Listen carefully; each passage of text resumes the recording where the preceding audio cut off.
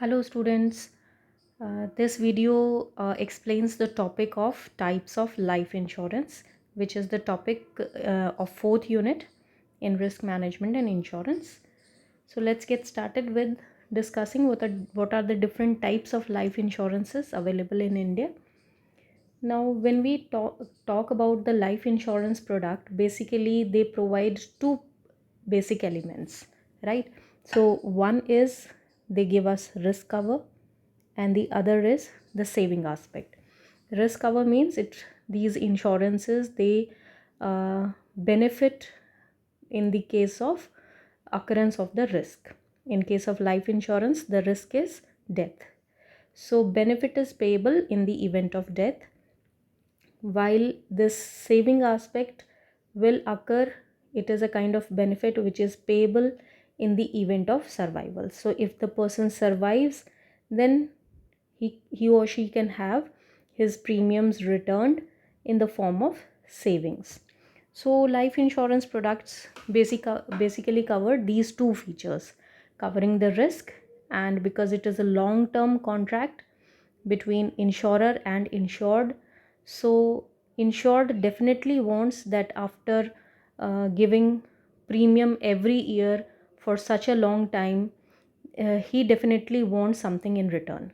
So in case of survival, a saving feature is also added in case of insurance, which is not there in case of general insurance. General insurance में तो हर year हमको premium देना होता है, we have to renew it every year, और जिस भी ईयर में हमने क्लेम नहीं किया है तो वो ऐसे ही लैप्स हो जाती है, and next year again we have to renew the insurance policy and have to pay the premium. So there is no aspect of saving in case of general insurance, only risk is covered. But in case of life insurance, there is a risk cover as well as another important feature of saving. So life insurance plans which provide only risk cover during a specified period without any survival benefits, so such policies are known as term insurances. Life insurance plans which provide for survival of the period, then they are called pure endowment plans. So we have two extreme ends. At one end there is only risk cover, and at another end there is only saving survival benefits. So risk cover and survival benefits. In case of risk cover, the plans are known as term insurance plans, and where there is only survival benefits, such plans are known as endowment plans. और बाकी के जितने भी plans हैं वो सब इन दोनों के कॉम्बिनेशंस हैं, इन दोनों को कंबाइन कर देते हैं तो then we get unit linked insurance plans और money back policies. Okay, so these you can see there is not a single one policy which is considered as the best policy for all policy holders. Why? Because there may be a variance in the cost, there is a variance in the elements of investment and protection, right? Requirements of the policy holders are different, and availability of the policy is another reason because of which a single policy is not suitable for everyone. So as per the needs and requirements of the insured, there has to be a different, and you can say there has to be wide variety of life insurance plans out of which the person can choose as per the requirement. So following are the types of plans which are available, and we will discuss each one of them one by one. These are the plans which are more concerned with life insurances. यहाँ भी life insurance का major aspect है. Group insurance जो है वो life पे और health पे ही ज़्यादा अवेलेबल हैं, लेकिन हम कुछ और एस्पेक्ट्स भी इसमें डाल सकते हैं. और एनुइटीज़ क्या होते हैं? Annuities they are the pension plans. Annuities और group insurance we will discuss in another video. आज का जो वीडियो है that will focus on these 4 types of life insurances. So first is term life insurances. तो इसके characteristics देखिए क्या होते हैं. that first characteristic says that in case of term life insurance contract, the sum assured is payable only in the event of death during the term. तो मैंने आपको बताया कि टर्म लाइफ इंश्योरेंस में केवल और केवल रिस्क कवर होता है, राइट। तो अगर उस और टर्म इंश्योरेंस जो है एक स्पेसिफाइड टाइम पीरियड के लिए रहेगा, for example 2 years, 5 years, 10 years, 15, 20, 25। तो पॉलिसी होल्डर को जितने टाइम के लिए इंश्योरेंस चाहिए है तो वो उतने टाइम के लिए टर्म इंश्योरेंस खरीद सकता है। और इसमें जो है सिर्फ़ और सिर्फ रिस्क ऑफ डेथ कवर किया जाता है, यानी कि इस टाइम के दौरान जब उसका पॉलिसी इन फोर्स है उस दौरान अगर डेथ हो जाती है तो एक सम अश्योर्ड पेएबल होगा ओनली एट द डेथ। यानी कि अगर डेथ नहीं होती है और ये पीरियड एक्सपायर हो जाता है तो after the expiry of the term insurance policy no benefit is given to the policy holder, यानी वो सर्वाइव करता है इस टाइम पीरियड को तो उसे किसी तरह का बेनिफिट नहीं है। तो sum assured will be payable only at death and there will not be any survival benefits. Also there will be no refund of premium, यानी कि सर्वाइव एंड ऑफ टर्म हो गया है, पॉलिसी एंड हो गई है, आपने 20 साल की पॉलिसी ख़रीदी थी, 20 साल कंप्लीट हो गए और आपने प्रीमियम भी पे किया है इस दौरान, तो 20 साल ख़त्म होने के बाद नथिंग, प्रीमियम भी रिफ़ंड नहीं होंगे, कोई बेनिफिट नहीं मिलेगा, nothing will be given, amount is given only in case of death. So these policies are therefore mostly they are non-participating। non-participating से मतलब होता है कि जो इंश्योरेंस का बिजनेस है और उसमें होने वाला प्रॉफिट, उसमें जो है जो हमारे इंश्योर्ड्स हैं they can participate. So in case the policy is non participating it means profit में उनका कोई पार्टिसिपेशन नहीं है। अगर पार्टिसिपेटिंग पॉलिसीज़ हैं तो इंश्योरेंस कंपनीज़ को जो प्रॉफिट होता है वो अपने इस तरह के पॉलिसी होल्डर्स में डिस्ट्रीब्यूट करती है। प्रीमियम्स जो है इसमें काफ़ी लो होते हैं because these are simple contracts and only death risk is covered, तो प्रीमियम्स ऑटोमेटिकली इसके काफ़ी लो रहते हैं।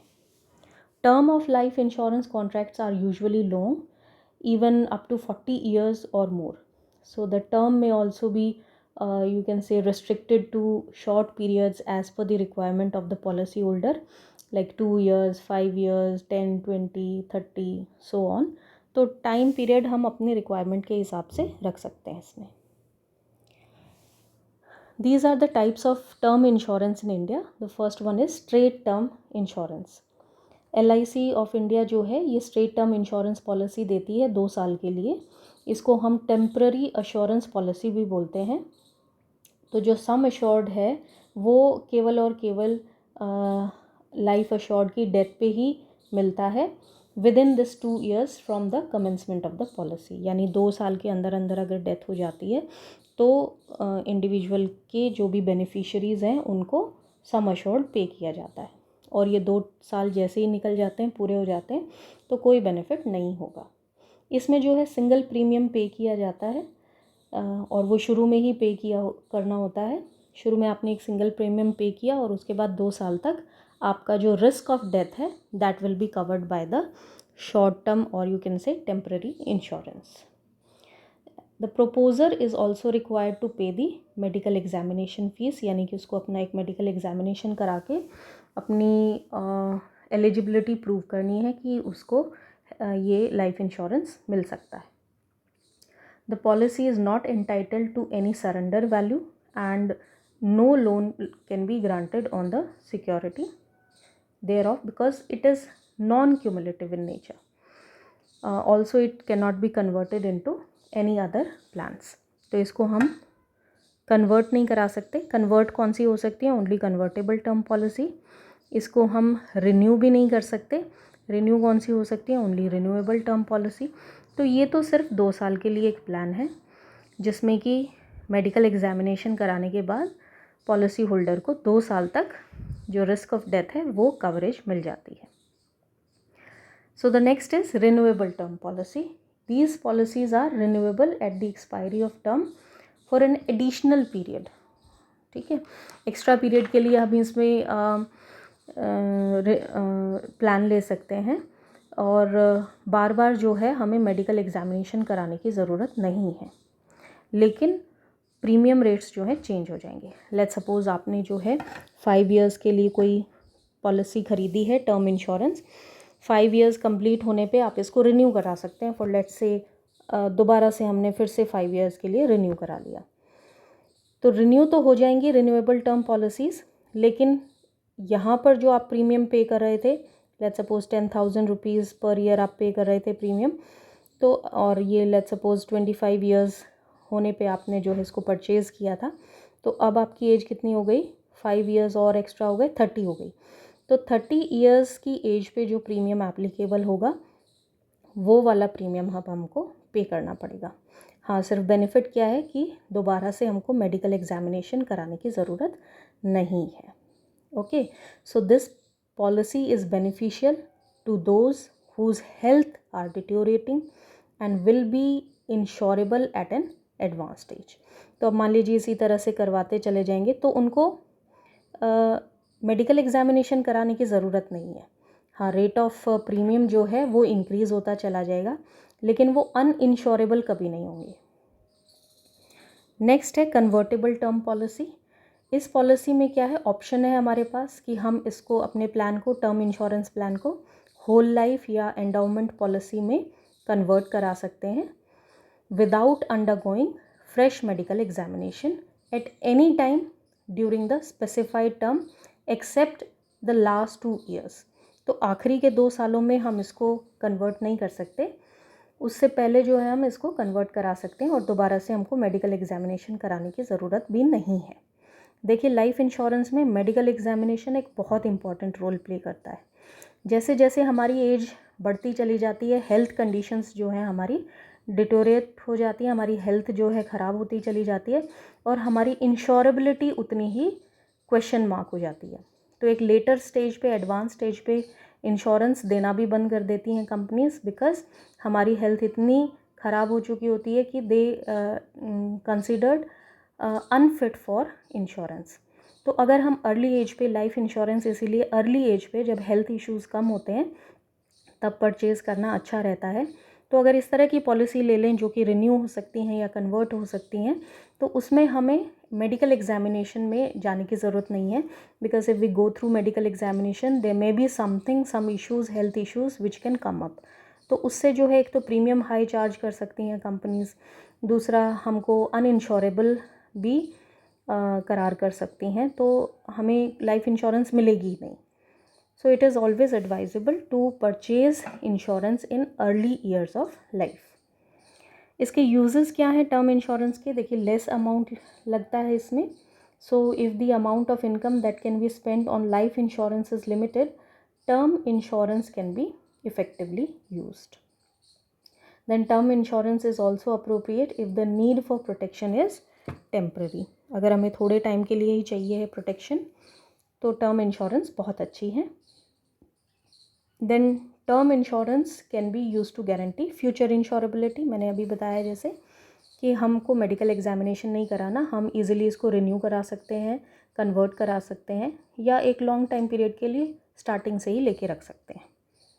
पर इसकी ड्रॉबैक्स भी हैं। ड्रॉबैक्स क्या है कि प्रीमियम जो है इंक्रीज़ होते चले जाते हैं एज के साथ। अगर आपने छोटे टर्म का इंश्योरेंस ले रखा है तो जब हम इसको रिन्यू कराएंगे तो प्रीमियम रेट्स चेंज हो जाएंगे और वो इंक्रीज्ड अमाउंट ही होगा। सेकेंड ड्रॉबैक इसका है that it is inappropriate for saving. Why? Because survival benefits हैं ही नहीं इसमें, तो सर्वाइवल बेनिफिट ना होने के कारण से ये सेविंग्स के लिए अनअप्रोप्रिएट है। नेक्स्ट जो हमारा टाइप ऑफ इंश्योरेंस है that is whole life insurance. अब होल लाइफ इंश्योरेंस में क्या है, द जो रिस्क है that is covered for the entire life of the policy holder and a stated amount is paid to the beneficiary when the insured dies.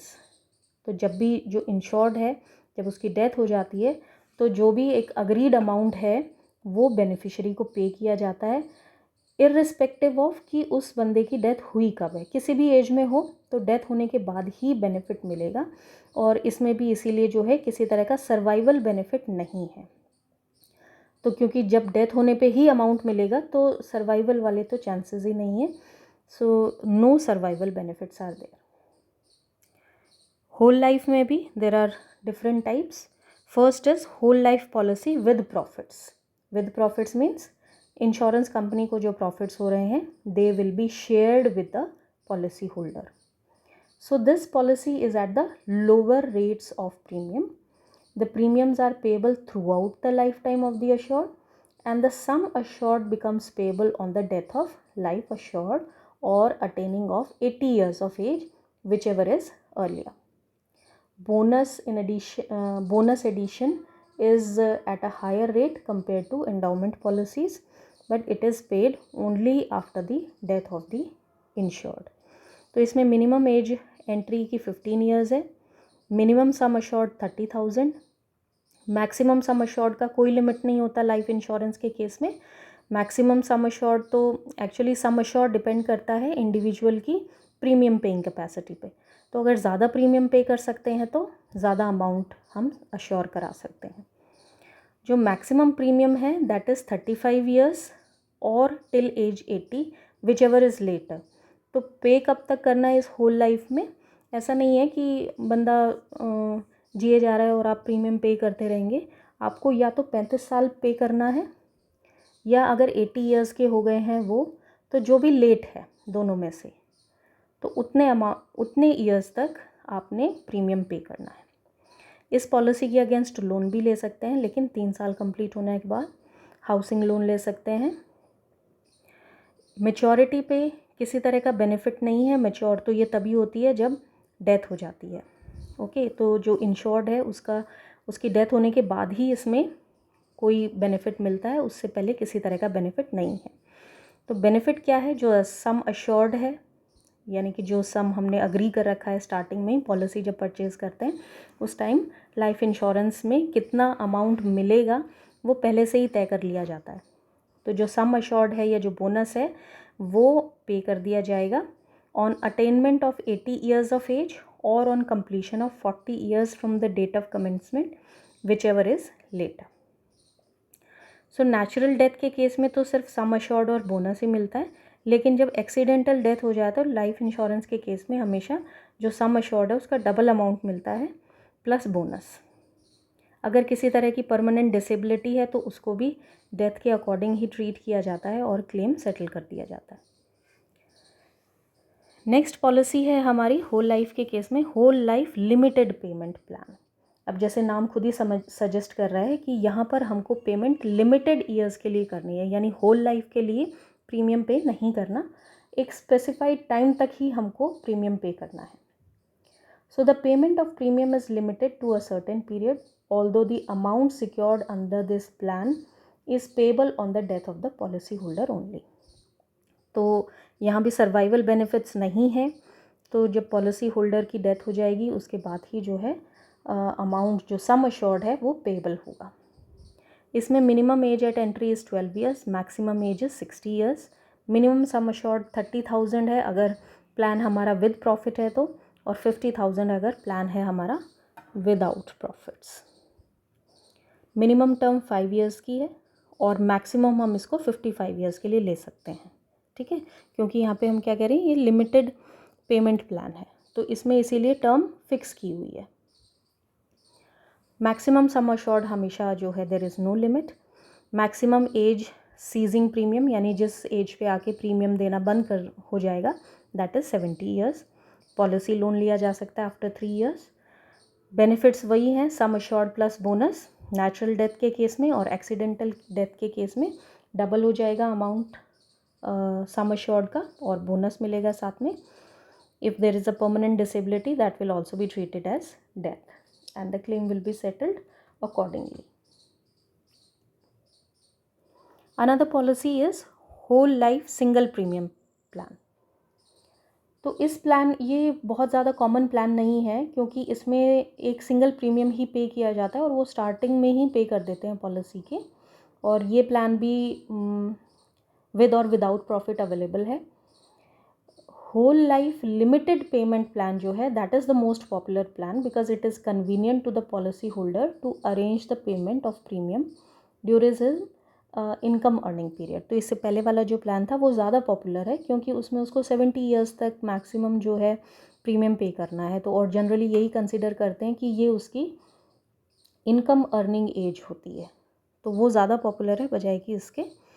पर इसमें भी बस फीचर इसका यही है कि आपको एक सिंगल प्रीमियम पे करना है और बाकी ऑलमोस्ट सिमिलर ही हैं चीज़ें।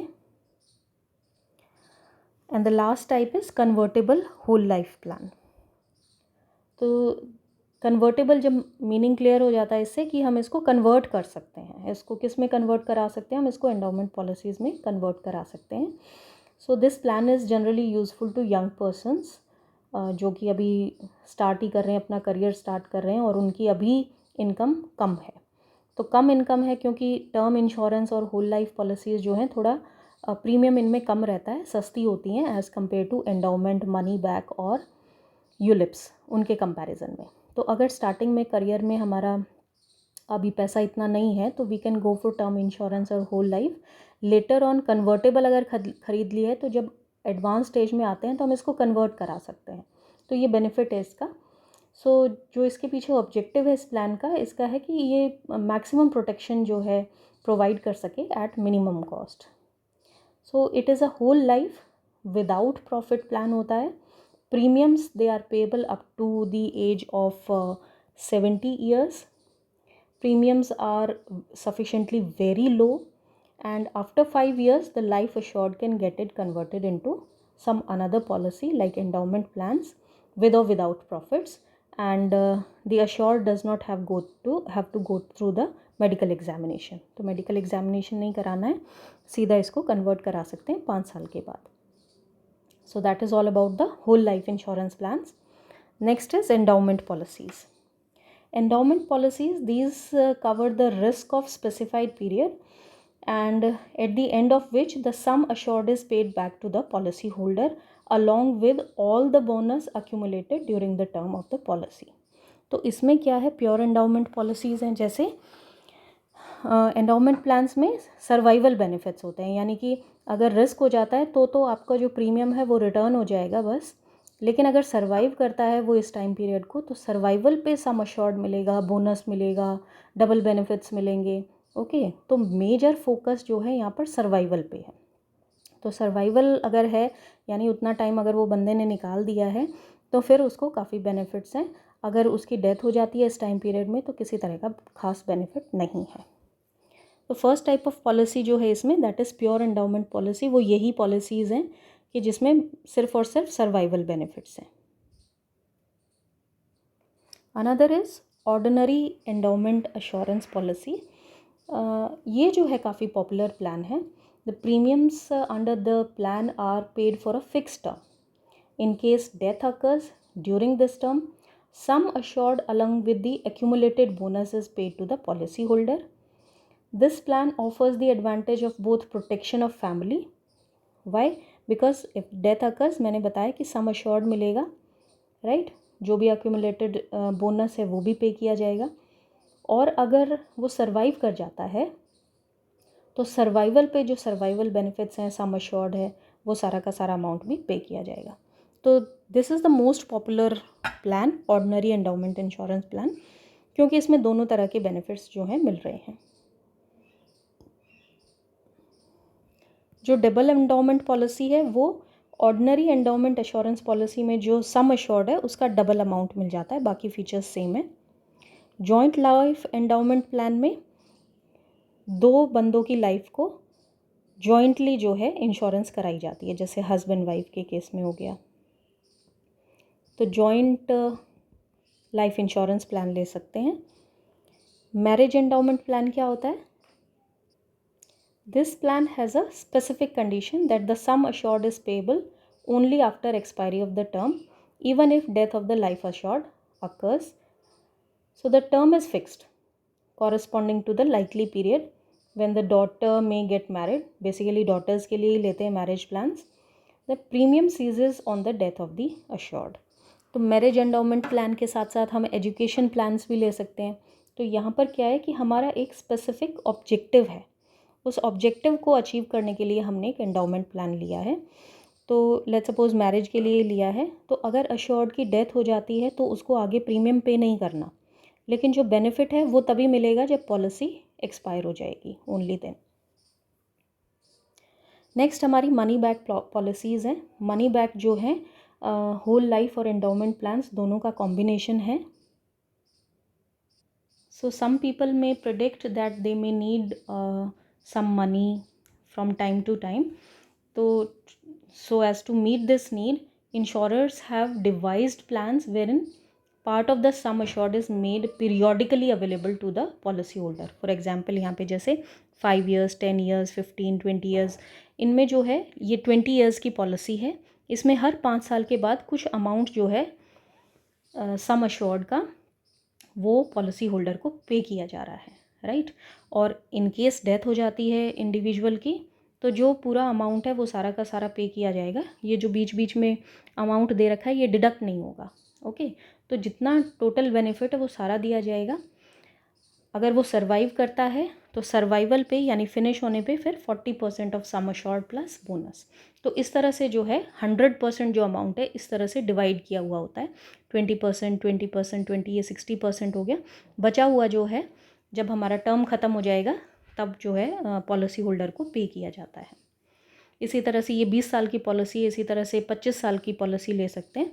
उसमें जो है अगेन 5 years, 10 years, 15, 20 years के यानी हर 5 साल के ब्रेक पे जो है एक अमाउंट सम अश्योर्ड का दिया जा रहा है। ये 5 years की जगह ये गैप 4 years का भी हो सकता है। तो अकॉर्डिंगली जो है सम अश्योर्ड की परसेंटेज जो है चेंज हो जाएगी। हाँ, benefit in case of death will remain same, और एक्सीडेंटल डेथ है तो double the sum assured. Another important plans are unit-linked insurance plans. These are also combinations of whole life and endowment insurance plans. These plans offers twin benefits. एक तो आप investment वाला benefit मिल रहा है, दूसरा आपको इंश्योरेंस कवरेज भी हो रही है। तो अगर कोई रिस्क हो जाता है लाइफ को तो सम अश्योर्ड मिलेगा, और अगर रिस्क नहीं होता है तो क्योंकि इन्वेस्टमेंट की हुई है, यूनिट लिंक्ड का मतलब है कि स्टॉक मार्केट या किसी तरह के यूनिट में जो है इंश्योरेंस कंपनीज़ ने हमारे प्रीमियम्स का कुछ पार्ट उसमें इन्वेस्ट किया हुआ है। तो जैसे जैसे उस पर्टिकुलर यूनिट का प्राइस बढ़ता है, स्टॉक मार्केट में प्राइसेस मान लीजिए बढ़ रहे हैं, तो हमारी पॉलिसी की भी वैल्यू बढ़ जाती है, और अगर डिक्रीज़ हो रही हैं तो automatically we will have to face the losses as well. तो लॉस का मतलब कभी भी नेगेटिव नहीं जाएगा, यानी कि जो सम अश्योर्ड है वो तो मिलेगा ही मिलेगा। हाँ, अगर हमारे जो पॉलिसी है उसका वैल्यू इंक्रीज्ड अमाउंट है तो वो इंक्रीज्ड अमाउंट और मिल जाएगा हमको। तो इसमें जो है द प्रीमियम्स जो हैं they will be applied to purchase units as per the funds type chosen by the policy holder. So the unit account will be subject to deduction of charges as specified in the policy conditions. The value of the units in the unit fund may increase or they may decrease also depending on the investing return of the asset representing the chosen fund. इनके जो है कुछ main features हैं, like ये life protection देती हैं, disability benefit है इसमें, क्रिटिकल, ये जितने भी लाइफ वाले जो फीचर्स हैं किसी भी इंश्योरेंस के जो फीचर्स हो सकते हैं वो सारे के सारे यूलिप्स में भी हैं। इसमें कुछ एडिशनल फीचर्स भी हैं जो कि इन्वेस्टमेंट्स और सेविंग से रिलेटेड है। कैपिटल गेन्स हो सकते हैं, फ्लेक्सिबल है ये काफ़ी, हम इसमें अपनी हिसाब से जो है इन्वेस्टमेंट कर सकते हैं, काफ़ी ट्रांसपेरेंसी रहती है इसमें। तो एडिशनल कवर भी हम इसमें ले सकते हैं, टैक्स प्लानिंग कर सकते हैं इसके अकॉर्डिंग। तो काफ़ी सारे बेनिफिट्स हैं यूलिप्स के। दैट्स वाई जब स्टार्टिंग में, वैसे तो 1960 में ये थ्रू आउट द वर्ल्ड काफ़ी पॉपुलर हो गए थे यूलिप्स, लेकिन इंडिया में 1971 में फर्स्ट टाइम जो है यूनिट ट्रस्ट ऑफ इंडिया ने यूनिट लिंक्ड इंश्योरेंस प्लान देने शुरू किए थे। So out of the insurance premium, a small amount or part of contribution is utilized for providing life cover and balance is invested in units. The unit linked guidelines, these were notified by IRDA on 21st December 2005 in India. The main intent जो था इन guidelines के पीछे, that was to ensure that they had to lead to greater transparency and understanding of these products. तो ULIP क्या है? ULIP जो है एक मार्केट लिंक्ड इन्वेस्टमेंट है जहाँ पे प्रीमियम जो हम पे कर रहे हैं वो फंड्स में इन्वेस्ट किया जाता है। काफ़ी सारे ऑप्शंस अवेलेबल हैं, लाइक 100% इक्विटी है, बैलेंस्ड फंड है, डेट फंड, लिक्विड फंड। तो अकॉर्डिंगली फ़ंड सिलेक्ट करके जो है उसमें इन्वेस्ट करते हैं और फंड के हिसाब से जो है रिस्क या रिटर्न जो है चेंज होएगा।